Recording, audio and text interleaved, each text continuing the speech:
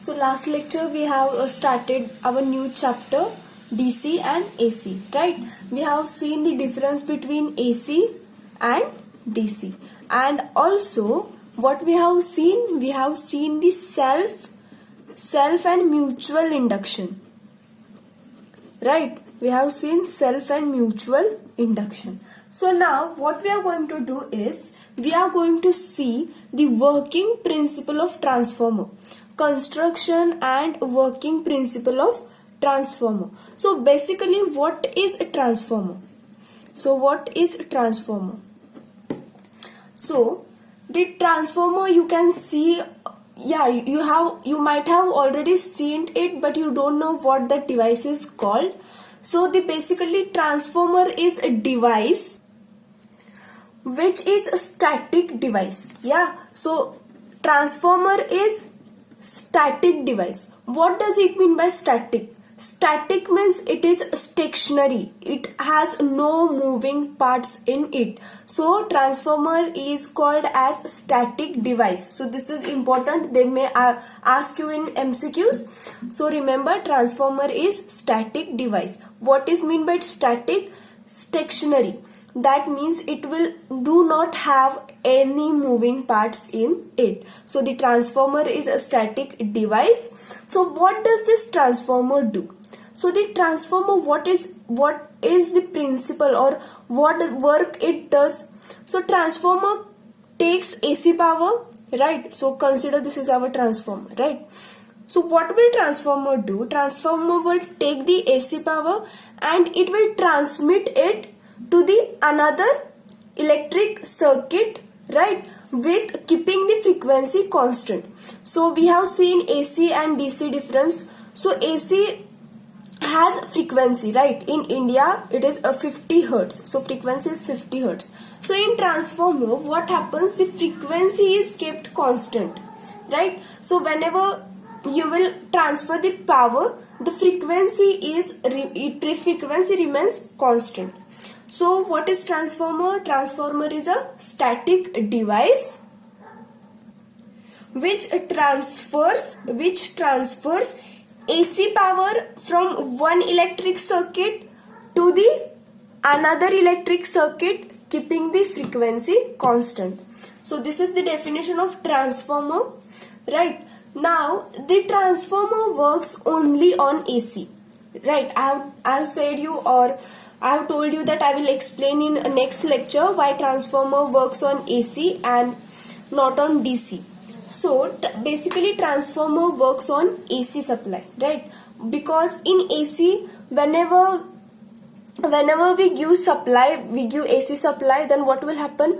Alternating flux will be produced. We have seen in mutual induction what happens? Alternating flux are produced, and this flux, what they do, they travel to this next coil, right? The next coil, and what they do, EMF is induced, right, in next coil. But in DC, whenever we give DC supply, then what will happen? Steady flux will be generated, right? They will not travel. There will be no induced EMF, and also there will be no self EMF. So what we do, we only give supply to the transformer, that is AC supply. So which supply we give to the transformer? We give AC supply, not a DC supply, right? This is clear. So we'll once again go through it. So the transformer is a static device, right? Transformer is a static device which transfers AC power from one electric circuit to the another circuit, keeping the frequency constant. It works on AC supply. Now we'll see the construction of transformer. So there is no need to mug up anything. So first what you have to do, draw one square box, right? Draw another one square box. So this is the iron core. So this is the iron core, and this is winding. So transformer basically has two windings. So this is winding 1, this is winding 2, and this is called as iron core. Okay, so this is called as iron core. Now we'll see how to write the construction. of the transformer. So transformer has two windings. It is clear from the diagram. Transformer has two windings which are made up of enameled copper. That means the windings are insulated windings, right? So the windings are insulated windings. Transformer has two windings which are insulated windings. So these two windings are supported on iron core. From diagram itself, these windings are supported on iron core. The one winding is connected to AC supply. Now it is very important. There are two windings. Any one of the winding is connected to the supply, and that winding is called as primary winding. So winding which is connected to AC supply is called as primary winding, right? So now these are two windings, right? Now whenever I give the supply to this winding, so I will give here AC supply. So this winding will be my primary winding and this will be my secondary winding. Okay, so I will connect here load, whatever type of load I can give here. So whichever winding gets supply, so that winding is called as primary winding and the other winding is called as secondary winding, right? Now there are number of turns to this winding, right? So primary winding has number of turns, secondary winding also has a number of turns. So the primary winding, the number of turns is given by N1 and secondary winding number of turns is given by N2, right? Now the current from this first winding is given as I1 and current through second winding is given as I2. Now here, because of this current, because of this supply, what will happen? EMF will be induced, right? So this EMF in the first winding is E1 and the second winding is E2, right? So this is the construction of the transformer. So we'll go through it once again. So in construction, what you have to write is transformer has two windings. Transformer has two windings. These windings are insulated windings. These windings are supported on iron core. These windings are supported on iron core. The winding which is connected to supply, the winding which is connected to supply is called as primary winding and another winding is called as secondary winding. These both are supported on iron core. Now what will happen? I have given here supply, right? The current will flow. So we have seen in induced and mutual, self-induced EMF and mutual induced EMF, what happens? The flux from this first winding or first coil, they travel to the next coil, right? So from this, the iron core, from this iron core, flux will travel, right? So this is called flux phi m. So the flux will travel through this iron core and they will get a link to this secondary winding, right? So this is the basic construction. Now here in this construction you have to write is V1. So this will be V1, right? So V1 is primary voltage. So here this is primary side, this is secondary side. So this is V1 is a primary supply voltage. V2 is equal to secondary output voltage. So this is primary voltage, this is secondary voltage. N1 number of primary turns, N2 number of secondary turns, right? So from this you have to write V1 is primary side V1, V2 is secondary side. N1 is a number of turns of primary side. N2 is number of turns of secondary side. Now here E1 is, what is E1? Primary EMF. E2 secondary EMF. Right. Now here what is phi m? It is flux in the iron core. So the flux will travel in this iron core. So what is the phi m? Phi m is the flux in the iron core. Now the frequency remains constant, right? Frequency remains constant. So in India, what is the frequency?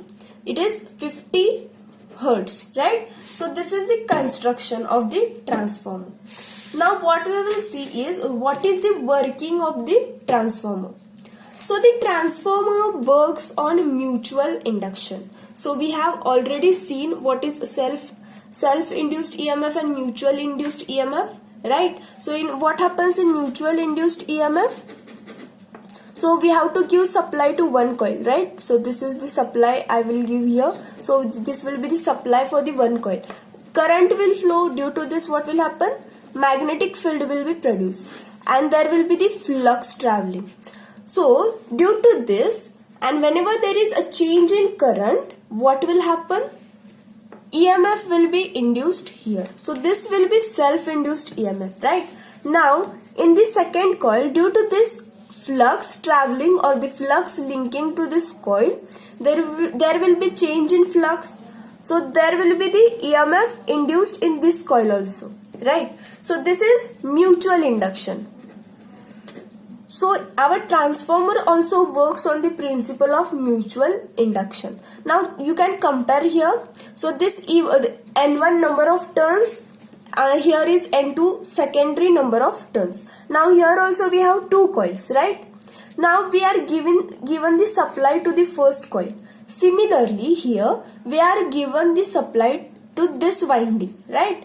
Now whenever I give the supply to this winding, whenever the primary winding is connected to AC supply, flux will be produced similar as here, right? So this flux will be produced. So this flux will travel to the secondary. How they will travel?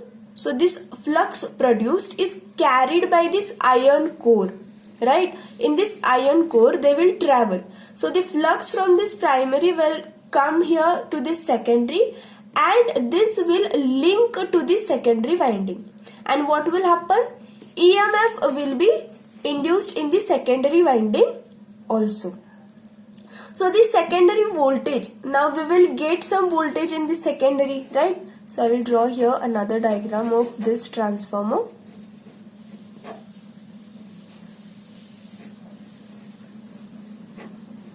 Okay. Now whenever we give here supply V1, here will be output V2, right? Now this voltage, output voltage, secondary voltage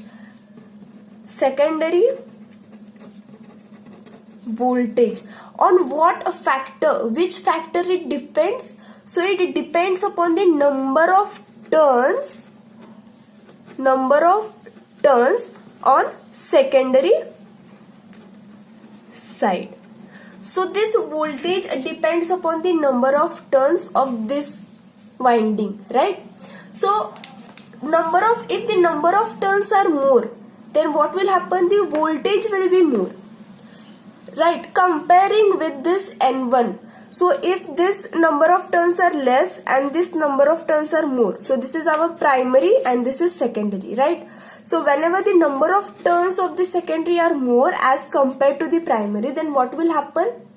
Voltage on this side will increase. If this secondary side turns are less, then what will happen? Voltage will reduce. So what we can do? We can vary the voltage, right? We can vary the voltage. So you consider now we have voltage, we are giving the voltage here which is small, and now we have to increase the voltage level. Then what we will do? We will give that voltage to the transformer primary winding, and whenever there is the number of turns in secondary winding are more, then what will happen? the voltage on the output side we will get more. So just remember, the secondary side voltage depends upon the number of turns. More the number of turns as compared to the primary side, the voltage will be more, right? So the transformer is used to get a desired voltage from available voltage. Now we will connect the load on this secondary side. We will give supply to the primary side and we will connect the load on secondary side. Now what will happen? The secondary gives output, right? There will be some output. So the output power is, how we will write out? First we will understand power. So we have seen power definition and formula also. So power is V into I, right? Now here similarly this power output of transformer is V2 into I2. Why V2 and why I2? Because here we have written V2 is equal to secondary voltage, output voltage, and I2 is equal to secondary current. So we are taking the output from this secondary side. So we have to write the power in terms of V2 and I2, right? So we are getting some power on this secondary side, right? Why we are getting this power? When we give input power to this primary, then and then only we are getting power here, output power, right? So we have to also write similarly for the primary side, that means input side. So this is our output. Now input, how will write input power? So input power is equal to V1 into I1, right? Why V1 is equal to primary supply voltage and I1 is primary current, right? So this is the power. Now what we will do in ideal cases, ideal case means what? There will be no losses. That means whatever we give on primary side, whatever voltage we will give on primary side, whatever be the power, same power we will obtain on the secondary side. That means there will be no loss in between this transformer process. Now in actual case, what happens? Whenever we give voltage here, what will happen? Current will flow, right? There will be flux will flow through this iron core, but not all flux will flow through this iron core. There will be some flux, they will move or they will go out. There will be some leakage flux, right? There will be some leakage. So this flux will come outside this iron core. There will be some loss, right? But in actual there is loss, but in ideal cases there is no loss. That means whatever we give here, we will get same on the secondary side. So from the ideal case, what we can write? V1 I1 is equal to V2 I2, right?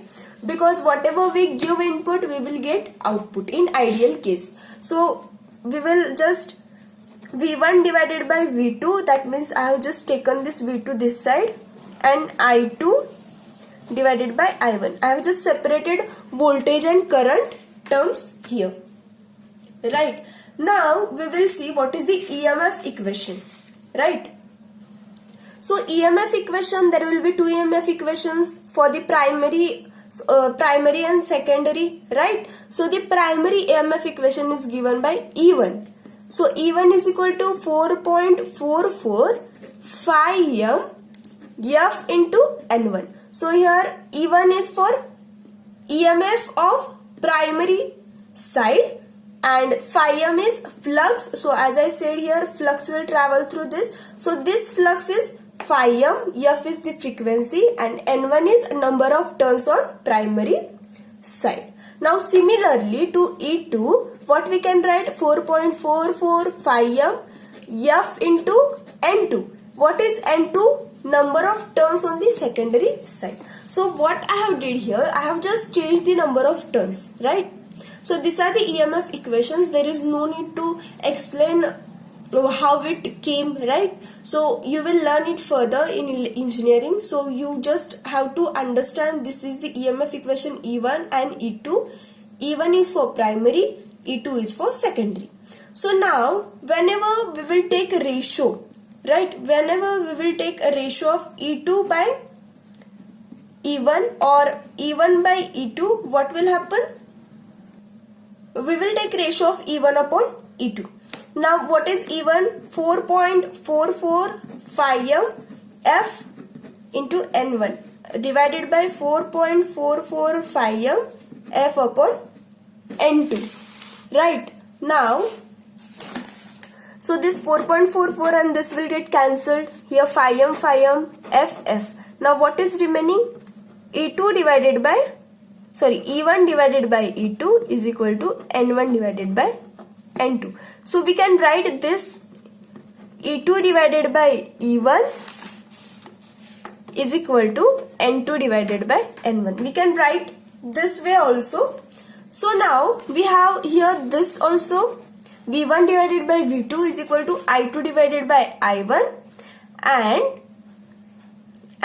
E2 divided by E1 is equal to N2 divided by N1. So this can be written as V2 divided by V1 is equal to I1 divided by I2. Right. Now from this, what we can, after combining this two, what we will get?